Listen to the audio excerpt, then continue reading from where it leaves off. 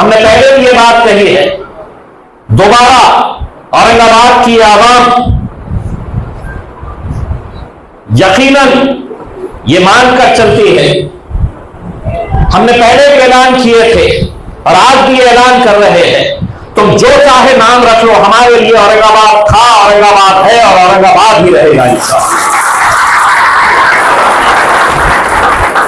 हम जब खबर में जाएंगे तो हम ये वसीयत करके जाएंगे कि हमारे खबर पे जब हमारा नाम लिखा जाएगा तो उसके ऊपर कोई और नाम नहीं रहेगा, इम्तियाज जलील मरहूम औरंगाबाद लिखा जाएगा। उसके होर्डिंग लगाए हैं, बैनर लगाए हैं, भावी मुख्यमंत्री। मैं बोला भावी आमदारों की परेशानियां है, भावी मुख्यमंत्री बना लिए। मीडिया वाले ने कहा कि आपके पोस्टर लगे हुए। मैंने कहा इस मुल्क के अंदर वो दौर भी आया था जब 2 MP थे तो वो वजीर आजम भी बना था। आप क्यों नहीं बोल सकते? होने को कुछ भी हो सकता है। 26 के करीब कॉर्पोरेटर्स बनाए, ये आप लोगों की मेहनत का नतीजा था। नौजवानों, मैं असरार का शुक्रिया इसलिए अदा करना चाहता हूं कि जब आप किसी को एक जिम्मेदारी देते हैं और वो जिम्मेदारी बखूबी निभाता है तो ऐसा लगता है कि तुमने जो फैसला किए थे वो सही फैसला किए।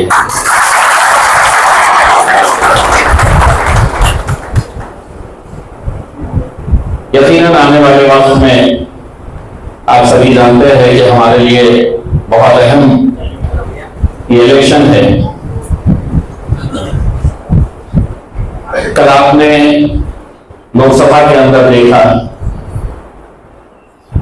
कि जब हमारी वक्फ की जमीनें, वक्फ की जायदादें जो कई सालों से वक्फ के हवाले थी, सरकार एक ऐसा कानून लेकर आ रही जिसके जरिए पूरा इख्तियार सरकार के पास जाएगा और सरकार ये तय करेगी कि ये जमीन नहीं है। 1906 का गैजेट, अगर उस गैजेट के अंदर है कि ये मस्जिद की जमीन, ये दरगाह की जमीन है, ये जमीन वो है जिसने वक्फ किया है, तो उसका फैसला कलेक्टर करेगा कि यह जमीन अब वक्फ को देनी है, यानी कि मुसलमानों को देनी है, या सरकार अपने पास रखने वाली है। हिंदुस्तान के अंदर तीसरा नंबर आता है, पहले नंबर के ऊपर डिफेंस, रेलवे और उसके बाद हमारी वक्फ की जमीन है। मैं खुद मानता हूं कि वक्फ के अंदर कुछ बदलाव लाना जरूरी है, लेकिन कल जब पार्लियामेंट के अंदर ये बिल आया तो उस बिल के ऊपर जब चर्चा हो रही थी तो आपने देखा बैरिस्टर असदुद्दीन अवैसी साहब ने किस पुरजोर तरीके से उसकी मुखालिफत की, और दूसरे मेंबर ऑफ पार्लियामेंट, चाहे वो पश्चिम बंगाल से आते हो, उत्तर प्रदेश से आते हो, उन्होंने भी जमकर उसकी मुखालिफत की है। और हम उसका भी इस्तेमाल करते हैं उन तमाम मेंबरान का जिन्होंने वहां पर जाकर अपना हक अदा किया। मेरा सवाल इंडिया अलायंस के उस उद्धव ठाकरे शिवसेना से है जिनके 9 मेंबर्स पार्लियामेंट के अंदर मौजूद थे। 9 मेंबर ऑफ पार्लियामेंट के अंदर मौजूद थे, लेकिन जब ये बिल आया तो ये पूरे के पूरे बाहर चले गए। यानी कि इसका मतलब ये है कि तुम्हारी लड़ाई, तुम्हारा मुद्दा, तुम्हारे मसले जब आएंगे, तुम्हारी लड़ाई तुम्हें लड़ना है। वो लड़ाई असदुद्दीन अवैसी लड़ेंगे, वो लड़ाई इम्तियाज जलील लड़ेगा, असरार लड़ेगा, आप लड़ेंगे, लेकिन हमारा और आपका रिश्ता जो रहेगा वो इलेक्शन के हद तक रहेगा। हमारे बड़े बुजुर्ग आएंगे और कहेंगे कि साहब वोट इन्हें देना है क्योंकि सेक्युलरिज्म को जिंदा रखना है, और हमने पूरे हिंदुस्तान के अंदर अगर इंडिया अलायंस को कामयाबी मिली है इतनी अच्छी, तो उसमें यकीनन मुसलमानों का बहुत बड़ा किरदार है, बहुत बड़ा रोल है। 2-2 घंटे तपती हुई धूप में मुसलमान लाइन लगाकर खड़ा हुआ था कि नहीं, हमें नरेंद्र मोदी को हराना है। यकीनन हम इस बात की तारीफ करते हैं कि इस मुल्क से नरेंद्र मोदी को सफाया होना जरूरी है, भारतीय जनता पार्टी का सफाया होना जरूरी है। लेकिन क्या इसका मतलब यह है कि जब हम तुम्हें किसी को चुनकर देंगे और हमारे ऊपर जब वक्त आएगा तो तुम खामोश बैठे रहेंगे? बल्कि खामोश ही नहीं, वहां से निकल पड़ेंगे। कौन सवाल करेगा? कोल्हापुर के अंदर जब मस्जिद के ऊपर हमला होता है तो क्यों उनसे सवाल नहीं किया जाता है? कब तक हम इस तरह की खामोशी को बर्दाश्त करते रहेंगे? क्या ये सही बात नहीं है कि भैया तुम्हारी लड़ाई तुम लड़ो, मैं तो तुम्हारे पास हर 5 साल के बाद आऊंगा, वोट मांगूंगा, और जब तुम्हारे ऊपर कोई आफत आएगी, परेशानी आएगी, तुम्हारी मस्जिद पर, तुम्हारी इबादत गाहों पर, तुम्हारे घरों पर जब हमला किया जाएगा, तब मैं मुंह पे उंगली रखकर खामोशी इख्तियार कर दूंगा।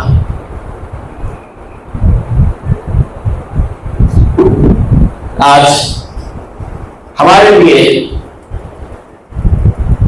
ये एक बड़ा अफसोसनाक दिन है कि आज पिटीशन थी, वो पिटीशन को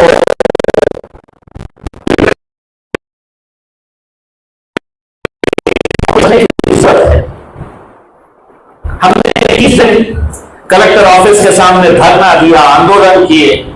आप तमाम लोग उसमें, कोई 2 घंटे बैठा, कोई 12 घंटे बैठा, कोई 24 घंटे वहां पर थे। 21 दिन पूरे हिंदुस्तान के अंदर किसी शहर का नाम बदला जा रहा था तो किसी शहर के अंदर ऐसा एहतजाज नहीं हुआ जितना हमने औरंगाबाद के अंदर 21 दिन तक करते रहे। ये जानते हुए कि हुकूमत तुम्हारी है, अदालतों के फैसले कैसे आ रहे हैं,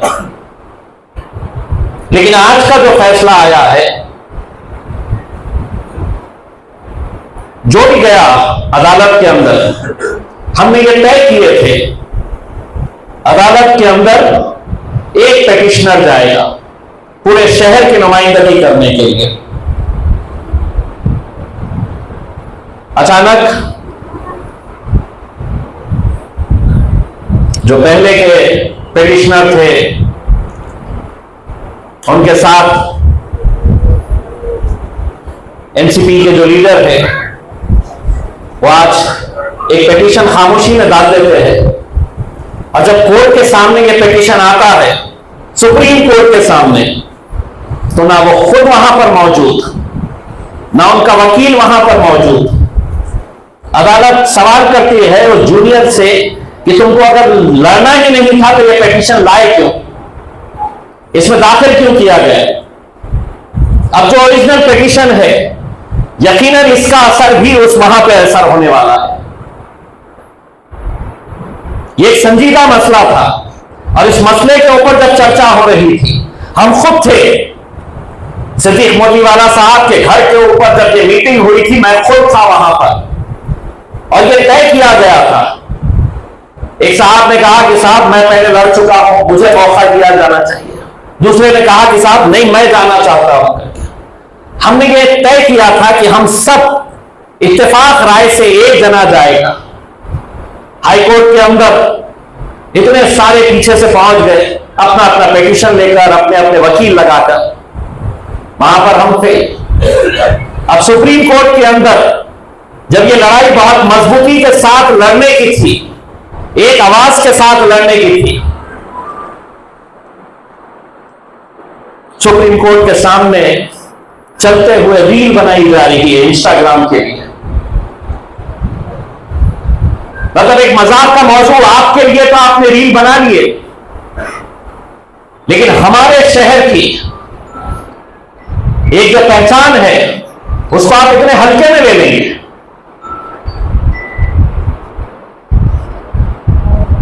किसी न किसी को जिम्मेदारी के साथ, एक ऐसा मुद्दा था, हमने पहले भी ये बात कही है, दोबारा औरंगाबाद की आवाम यकीनन ये मानकर चलती है, हमने पहले भी ऐलान किए थे और आज भी ऐलान कर रहे हैं, तुम जो चाहे नाम रख लो, हमारे लिए औरंगाबाद था, औरंगाबाद है और औरंगाबाद ही रहेगा इंशाअल्लाह।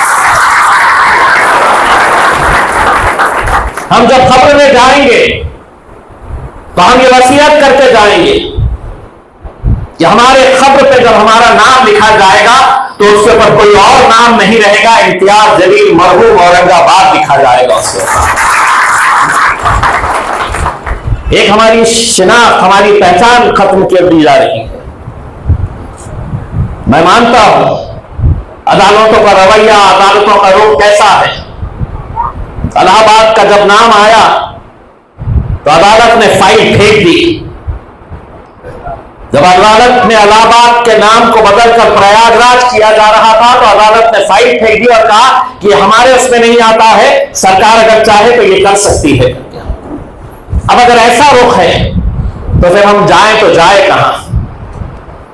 कम से कम इतनी तसल्ली हम लोगों को होनी चाहिए कि हम खामोश बैठकर हमने खामोशी से कबूल नहीं किया, हम लड़े और इंशाअल्लाह आगे लड़ते रहेंगे। बहुत जल्द हम एक और मुट्ठी छेड़ने के लिए जाएंगे, आप लोगों के साथ की जरूरत रहेगी। हम भी सुप्रीम कोर्ट को ये बताना चाहते हैं कि आपके फैसले का हम आदर करते हैं, हम सुप्रीम कोर्ट के फैसले का आदर करते हैं, लेकिन सुप्रीम कोर्ट के ही वकील ने एक मर्तबा कहा, बहुत बड़े जज ने एक मर्तबा कहा था कि भले ही हम सुप्रीम कोर्ट है लेकिन हम गलती नहीं कर सकते, ऐसा भी नहीं है। सुप्रीम कोर्ट ने जो गलती कर रही है उस गलती का एहसास पूरे औरंगाबाद की आवाम एक मुहिम के जरिए सुप्रीम कोर्ट तक अपनी आवाज पहुंचाएगी। दोबारा एक कोशिश हम करेंगे, हमें मालूम है कि नतीजे क्या है, लेकिन कम से कम हमारे नातू पोते जब पूछेंगे, तुम्हारे नातू पोते जब पूछेंगे तुमसे कि जब तुम्हारी शनाख्त, तुम्हारी पहचान जब खत्म की जा रही थी तो तुम क्या कर रहे थे, तो तुम ये कह सकते हैं कि मैं कोशिश कर रहा था, उसे रोकने की मैं कोशिश कर रहा था। नौजवानों, बहुत सारे आगे मसले आने वाले हैं। हालात कैसे होंगे मैं नहीं बता सकता हूं। भारतीय जनता पार्टी, उनकी हार वो पचा नहीं पा रहे हैं, इसीलिए उनकी कोशिश हो रही है कि कहीं ना कहीं इस मुल्क के अंदर, इस राज्य के अंदर कहीं ना कहीं कुछ माहौल को खराब किया जाए। इसमें सबसे बड़ा खामियाजा, सबसे बड़ा नुकसान हम लोगों का होने वाला है, क्योंकि निशाने के ऊपर हम ही लोग हैं। तो हमें मुत्तहिद होने की जरूरत है, एक ताकत बनकर खड़े रहने की जरूरत है। मजलिस इत्तेहाद और मुस्लिमीन कभी भी ना हमने 288 सीटें लड़े हैं और ना इस बार भी लड़ेंगे, लेकिन जहां जहां पर मजलिस खड़े रहेगी, किसी ने आज के दिन होर्डिंग लगाए हैं, बैनर लगाए हैं, भावी मुख्यमंत्री। मैं बोला भावी आमदारों की परेशानियां है कि भावी मुख्यमंत्री बना लिए। मीडिया वाले ने कहा कि आपके पोस्टर लगे हुए। मैंने कहा इस मुल्क के अंदर वो दौर भी आया था जब 2 MP थे तो वो वजीर आजम भी बना था। आप क्यों नहीं बोल सकते? होने को कुछ भी हो सकता है, सिर्फ हमें एक मजबूती के साथ अगर हम खड़े रहे। मैं तो ये समझकर चल रहा हूं जिस पार्टी के पास 10 MLA रहेंगे वो राजा रहेगा, और इस बार हमारी पूरी कोशिश रहेगी इंशाअल्लाह आप लोगों का साथ रहे। बाकी की सीट के ऊपर जिसको जहां जाना है वो जा सकता है, लेकिन जाते वक्त उनसे सवाल जरूर करना। ये सवाल यहां के उन लीडरों से भी जरूर करना जो आपकी गलियों में आए थे ये कहने के लिए कि इम्तियाज जलील को यहां हराना बहुत जरूरी है, क्योंकि इम्तियाज जलील हारेगा तो नरेंद्र मोदी हारेगा। नरेंद्र मोदी को तो तुमने जिता दिए, लेकिन इकलौती एक मुस्लिम क़यादत को तुमने खत्म करने का काम किए हैं। और उसकी तरफ उसका अफसोस, उसका दर्द ये कितना है और कैसा है। आप लोग तो मेरे साथी हैं, मेरी ताकत है, लेकिन जब मैं दुबई गया, मैं परसों मुंबई में था, मैं दिल्ली गया, तो हर कोई ये कहता था कि नहीं साहब औरंगाबाद की सीट निकलनी चाहिए थी। लेकिन नतीजा जो भी आया हो, हम अपने रब पे यकीन करते हैं, हम अल्लाह के फैसलों के ऊपर यकीन करते हैं। हो सकता है कि अल्लाह ने कुछ और बेहतर सोचा होगा हमारे शहर के लिए, हमारे जिले के लिए, तो इसलिए हमारी नाराजगी नहीं, हमें कोई इस बात का अफसोस नहीं है, क्योंकि मैं पहले से ही कहता आया हूं कि मेहनत करना हमारा काम है, जीत और हार के फैसले अल्लाह करने वाला है। आगे चलकर आप तमाम लोगों के ऊपर बहुत बड़ी जिम्मेदारी है। वो जिम्मेदारी ये है कि आज आपके कांधों के ऊपर असरार साहब एक जिम्मेदारी दे रहे हैं। मुझे यकीन है कि आप लोग उस जिम्मेदारी को बखूबी निभाएंगे। मुझे अफसोस हो रहा है जब मैं अलग अलग इलाकों के अंदर जब वोटर कार्ड कैंप लगाते हुए लोगों को देख रहा हूं, मुझे अफसोस हो रहा है। इस बात का हो रहा है कि जब हमारी बच्चियां डोर टू डोर जा रही है कि आपके पास इलेक्शन कार्ड है या नहीं है करके, ऐसे ऐसे बस्तियों में जहां 100% आपकी आबादी है, वहां पे 500 कार्ड नए बनने वाले हैं। 700 लोगों ने कार्ड नहीं बनाए थे। ये किस बात को दर्शाता है? हमारे लोकसभा और विधानसभा के इलेक्शन के बीच में बहुत ज्यादा फर्क नहीं था, 2 महीने, 3 महीने, 4 महीने। क्या वजह है कि जो कार्ड आज बनाए जा रहे हैं वो आज से 3 महीने, 4 महीने पहले अगर बना लेते हैं? कौन समझाए आपको ये जिम्मेदारी आपकी क्या है? कौन समझाए कि सिर्फ 50% वोटिंग होगी? कौन समझाए उन इलाकों को कि जहां पर आबादी तो हमारी 100% है, वोटिंग परसेंटेज हुआ 48%, 52%, 53%। हमने सोचा कि चलिए अपने जिम्मेदारों को तो हमने जिम्मेदारी देकर देख लिए, अब जो काम किया जा रहा है वो बाहर के बच्चे और बच्चियों के जरिए वो काम किया जा रहा है। और जिस इलाके के अंदर हमारे जिम्मेदार हैं,